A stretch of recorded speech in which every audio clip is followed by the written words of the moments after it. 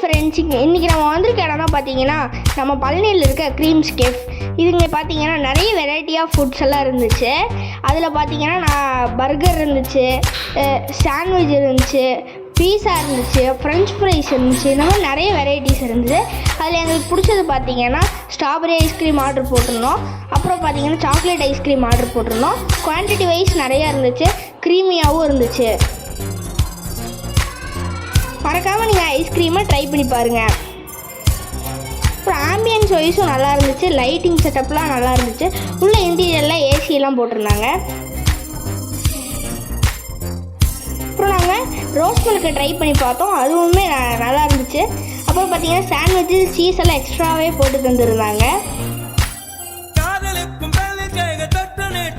சின்ன தகரம் கூட தங்கம் தானே. முக்கியமா ஏசியன் நூடுல்ஸும் ட்ரை பண்ணி பாருங்க.